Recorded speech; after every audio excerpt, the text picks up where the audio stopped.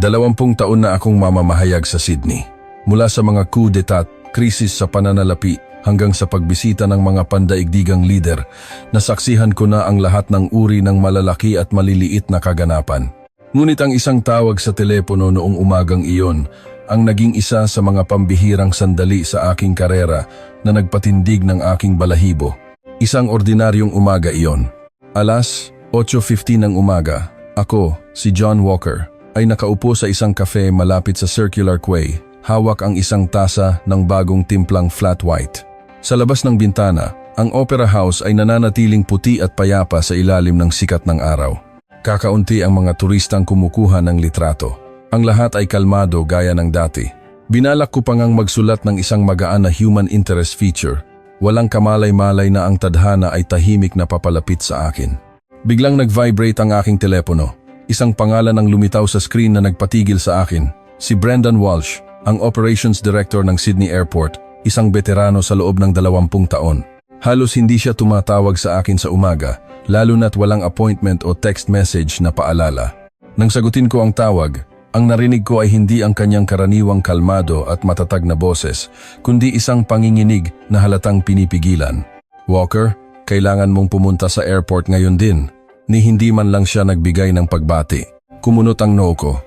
"May terror attack ba?" Nanahimik siya ng 3 segundo at pagkatapos ay binitiwan ang isang pangungusap na nagpatayo sa lahat ng balahibo sa aking mga braso. Hindi ito terorismo, pero ang nangyayari ay mas mahirap ipaliwanag. Kumabog ng malakas ang dibdib ko. Kilala ko si Brendan.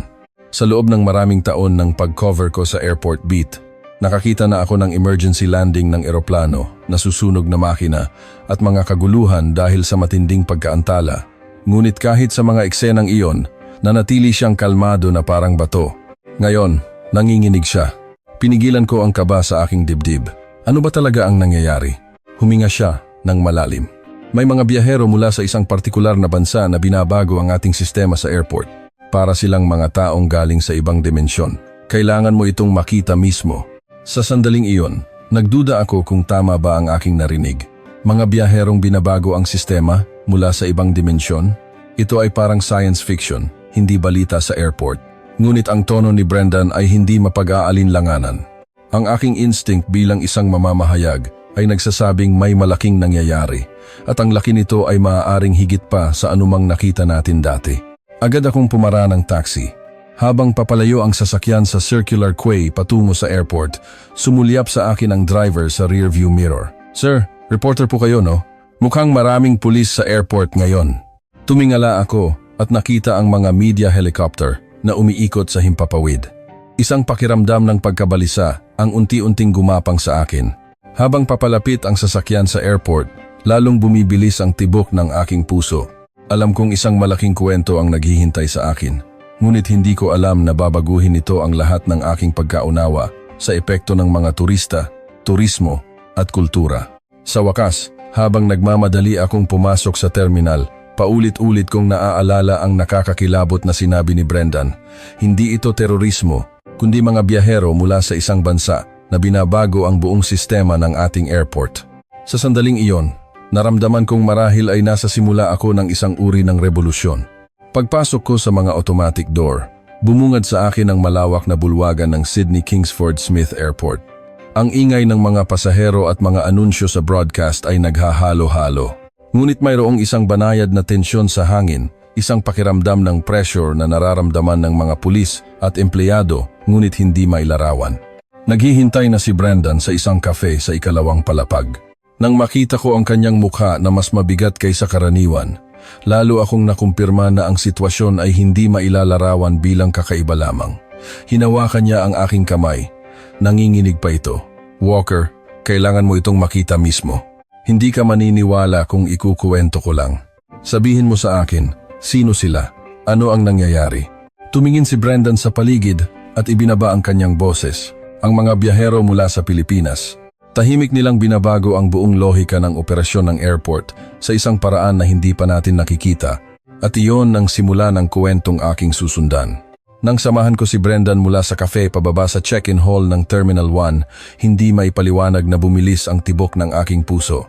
Bilang isang mamamahayag, naranasan ko na ang kaguluhan, sakuna at mga aksidente.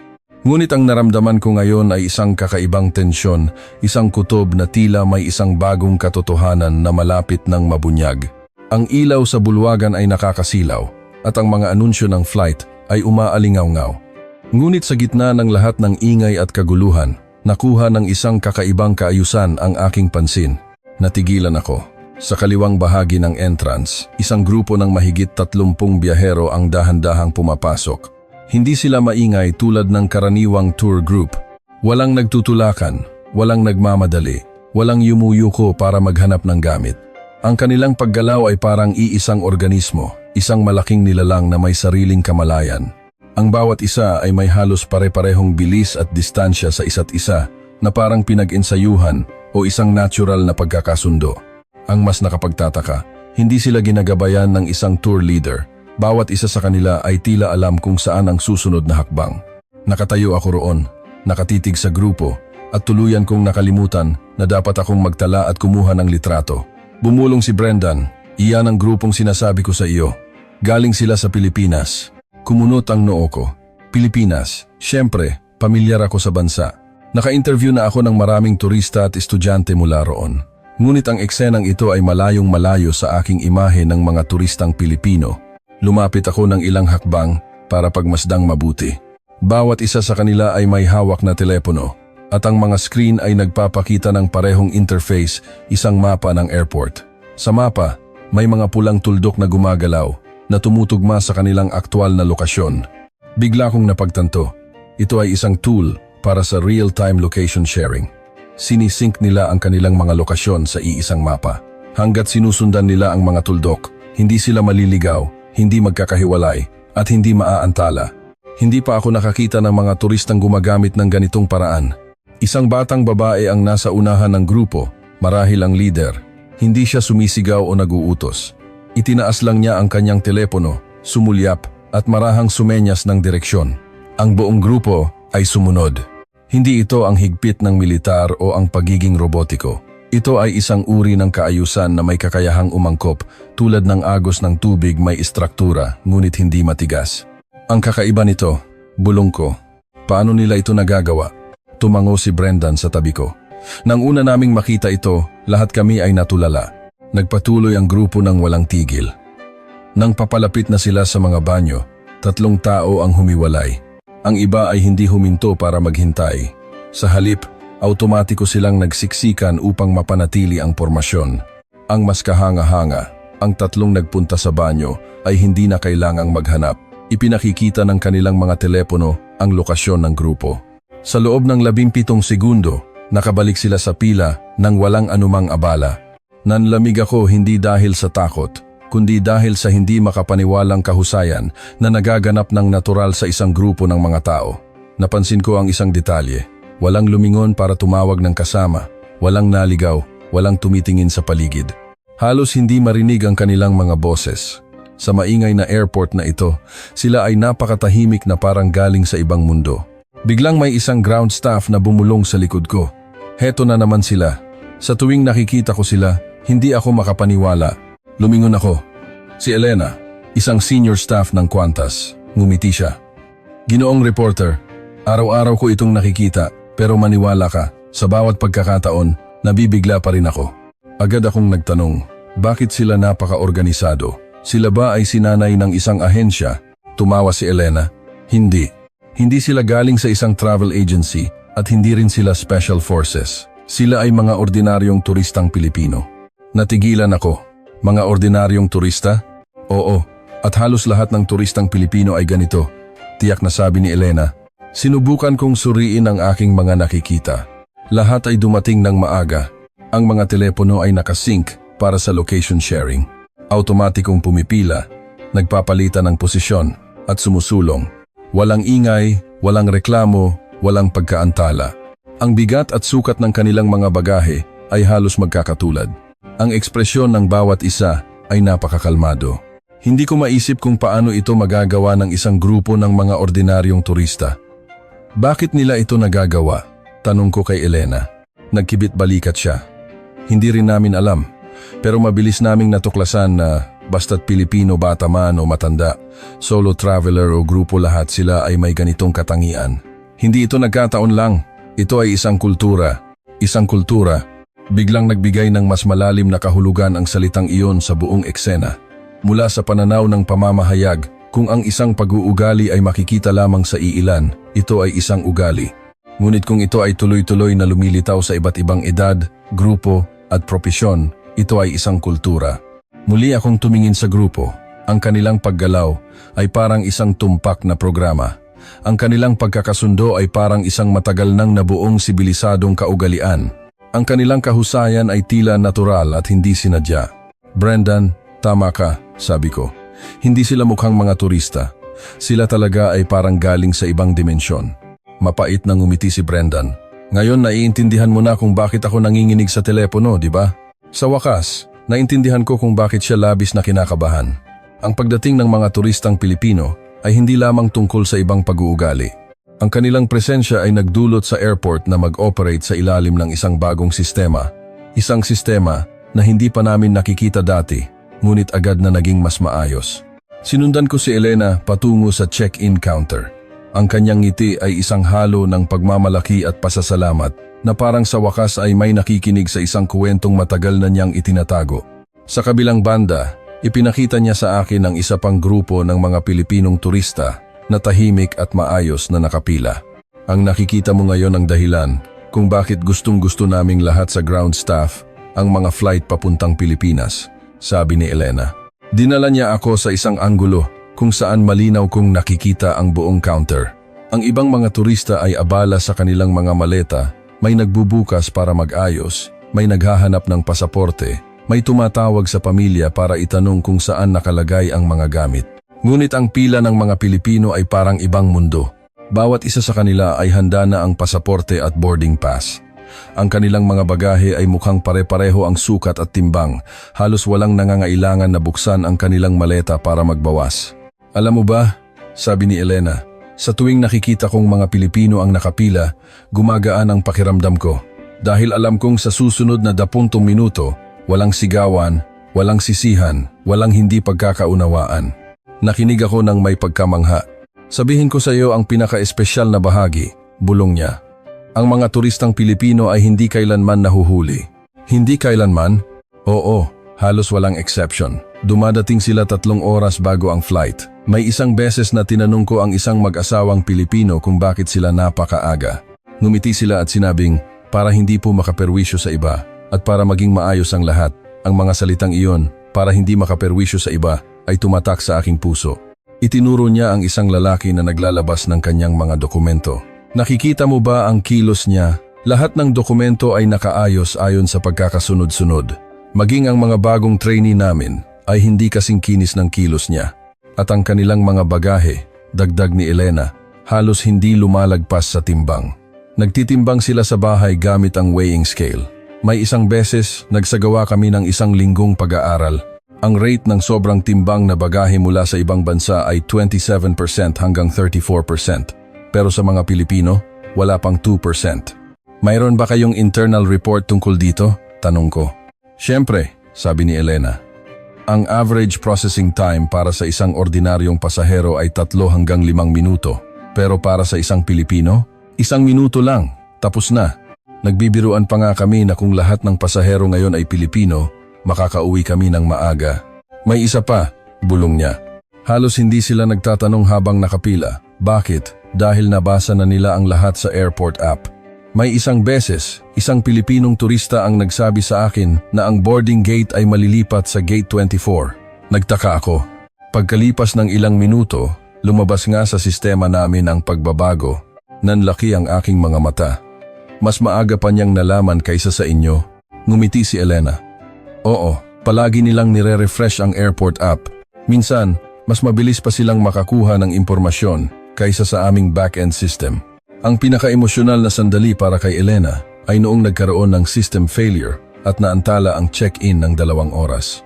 Ang buong bulwagan ay puno ng reklamo at sigawan.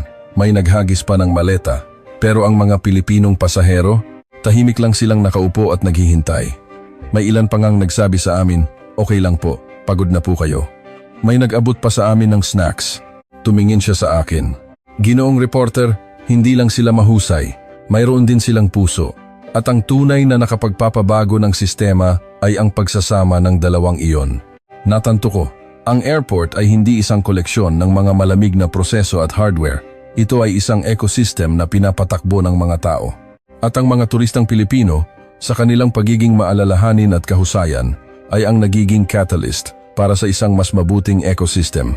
Ang ginagawa ng mga turistang Pilipino ay ang pinakamalumanay, pinakatahimik, ngunit pinakamakapangyarihang anyo ng impluensya sa kultura. Nang dalhin ako ni Brendan sa lounge ng mga cabin crew ng Jetstar, nakilala ko si Kathleen, isang flight attendant na may 17 taong karanasan. Narinig kong gusto mong malaman ang tungkol sa mga Pilipinong pasahero, sabi niya nang may makahulugang ngiti. Alam mo ba, sa aming mga cabin crew, kapag nabanggit ang rutang Sydney-Manila, lahat ay nag-aagawan. Maging ang mga senior ay handang makipagpalit ng shift para lang sa flight na iyon. Dahil ba mas madali? Tanong ko. Higit pa sa madali, sagot niya. Ito ay isang pakiramdam ng pagiging suportado, pinagkakatiwalaan at nauunawaan. Ikinuwento niya ang mga pagkakaiba simula pa lang sa pagboarding. Ang ibang mga pasahero ay agad na nagtatanong, nasaan ang banyo? Saan ko ilalagay ang bagahe ko? Pero ang mga Pilipino, hindi. Dahil nahanap na nila ang lahat ng impormasyon bago pa man.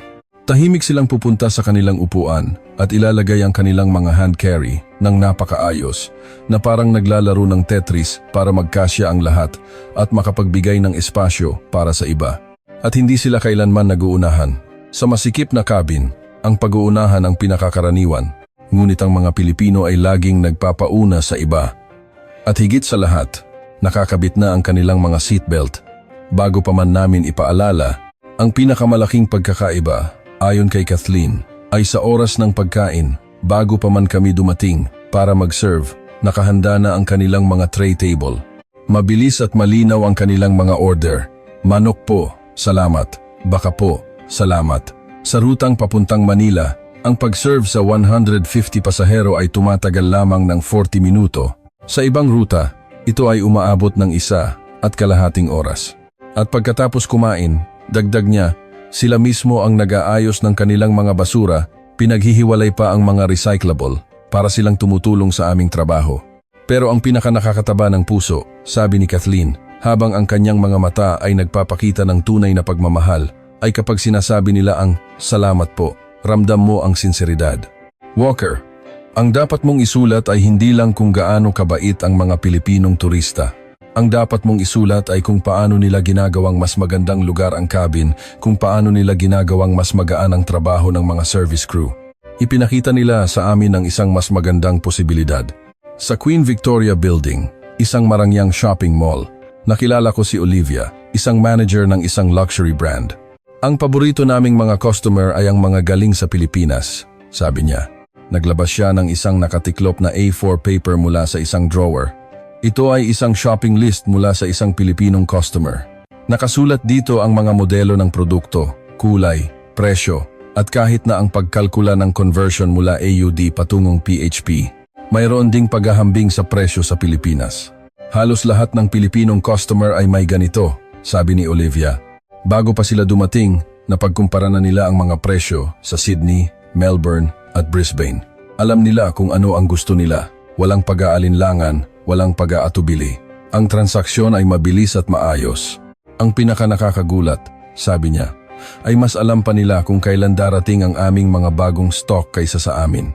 Sinusubaybayan nila ang aming website at logistics tracker.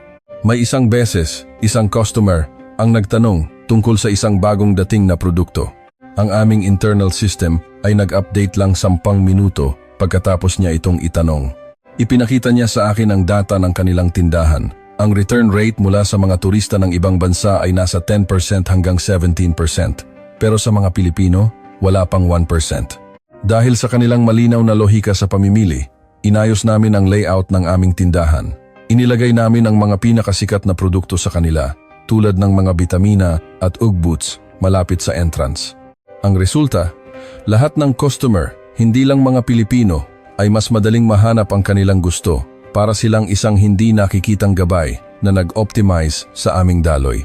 Hindi lang sila namimili pagtatapos ni Olivia. Nagpapakita sila ng isang mas sibilisado, mas mahusay, at mas magalang na paraan ng pamimili. Lahat kami ay natututo sa kanila. Sa Darling Harbor, nakakita ako ng isa pang aspeto, ang workation. Nakita ko ang ilang mga Pilipino na nagtatrabaho sa kanilang mga laptop sa isang outdoor cafe. Ako si Lian Gomez, sabi ng isang babae matapos ang kanyang video conference. Marketing manager ako, ang tawag namin dito ay workation. Dahil sa time difference, nagtatrabaho ako sa umaga at namamasyal sa hapon, walang nasasayang. Isang software developer na nagngangalang Marco Reyes ang sumali sa usapan. Hanggat may internet, kahit saan pwede magtrabaho, sabi niya, habang ipinapakita ang kanyang daladalang pocket wifi. Hindi ako umaasa sa public wifi, sariling diskarte. Isang content creator na si Bea Santos din ang lumapit. Ang Sydney ang pangunahing paksa ng aking channel ngayon, sabi niya, habang ipinapakita ang kanyang live stream na may libu-libong manonood. Ang nakikita mo, sabi ni Bea, ay hindi lamang mga individual na pagpili. Ito ay isang bagong kulturang Pilipino.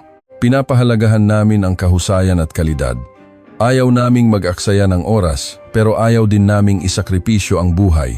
Hindi kami tumatakas sa trabaho, ginagawa naming mas maganda ang aming buhay. Ang mga salitang iyon ay tumama sa akin. Ang mga Pilipino ay hindi lamang naglalakbay para mag-consume. Sila ay mga producer naglilikha ng trabaho, nilalaman, at impluensya habang nasa ibang bansa. Muli nilang binibigyang kahulugan ang konsepto ng paglalakbay. Sa huli, dinala ako ni Brendan sa pinakasentro ng operasyon, ang Airport Control Room. Si Jaden Wong, isang operations analyst, ang sumalubong sa akin. Itinuro niya ang isang malaking screen na may heat map ng airport. May isang maliwanag na berdeng linya na tumatawid mula sa arrivals hall hanggang sa boarding gates. Ano sa tingin mo yan? Tanong ni Jaden. Isang tour group? Hindi, sabi niya. Yan ang landas na ginawa ng mga Pilipinong biyahero. Ginamit niya ang salitang ginawa, hindi dinaanan. Ipinaliwanag niya na dahil sa kanilang maagang paghahanda pag-aaral sa mapa, paggamit ng app, pag-alam sa mga shortcut ang kanilang landas, ay ang pinakamaikli at pinakamahusay. Ang average na distansya ng paglalakad para sa isang ordinaryong pasahero ay 2.5 kilometers. Para sa isang Pilipino, ito ay 1.2 kilometers lamang. Pero ang mas mahalaga, sabi ni Jaden, ay ang kanilang pag-uugali ay nakaka-impluensya sa ibang mga turista. Ipinakita niya sa akin ang isang surveillance video sa security check. Ang mga Pilipino ay mabilis na naghahanda laptop, metal na bagay. Lahat ay nasa tray na bago pa man sila umabot sa scanner. Ang mga pasahero sa likod nila na nakakakita nito ay nagsimulang gayahin sila. Bigla, ang dating mabagal na pila ay naging mas mabilis. Ang bilis ng security check ay bumilis ng 30%, sabi ni Jaden. Ang mga Pilipinong turista ay mga buhay na halimbawa. Ang kanilang kahusayan ay kumakalat na parang alon. Ipinakita niya sa akin ang data. 78% ng mga Pilipinong pasahero ang gumagamit ng airport app kumpara sa 15% average ng ibang bansa. Dahil sa kanilang mataas na paggamit, na-update namin ang aming app at nagdagdag pa ng Filipino language interface. Hindi sila umaangkop sa sistema. Sila ang nagpapakita sa amin kung paano pa mas mapapabuti ang sistema. Ang huling halimbawa ay sa baggage carousel. Napansin namin na ang mga Pilipino ay laging nakatayo sa pinakamagandang pwesto mga 3 metro mula sa labasan, kung saan malinaw na makikita ang mga bagahe ng hindi nakaharang. Kinalaunan, naglagay kami ng mga floor marker batay sa kanilang posisyon. Simula noon, ang bilis ng pagkuha ng bagahe para sa lahat ng pasahero ay bumilis ng 20%. Ground staff, cabin crew, retail, security, at maging ang control room lahat ay natututo sa mga Pilipino. Habang pauwi na ako, naupo ako at pinagnilayan ng lahat. Ang mga Pilipino ay hindi naglalakbay. Nagpapakita sila ng isang mas mataas na antas ng lohika ng sibilisasyon. Ito ay batay sa mga simpleng prinsipyo, pagpapahalaga sa oras, paggalang sa kapwa, pagsunod sa mga patakaran para sa kahusayan, at pag-unawa sa paglalakbay bilang isang sistema. Hindi nila alam na binabago nila ang mundo. Ginagawa lang nila ang sa tingin nila ay tama at natural. At iyon ang pinakamakapangyarihang anyo ng kultura kapag natural mong nagagawa ang isang bagay na hindi magawa ng iba. At dahil doon, gusto ka nilang tularan. Napagtanto ko na ang aking isusulat ay hindi lamang isang kwento tungkol sa isang kababalaghan sa Sydney Airport. Ito ay isang talaan ng isang umuusbong na pandaigdigang puwersa sa kultura. At ang puwersang iyon ay nagmumula sa Pilipinas. Ang mundo ay maaaring naghahanap ng isang bagong pamantayan para sa mga pandaigdigang manlalakbay. At ang mga Pilipino, sa kanilang tahimik na paraan, ay naging pamantayan na iyon. Ang kwento ay hindi pa tapos. Sa katunayan, ito ay nagsisimula pa lamang.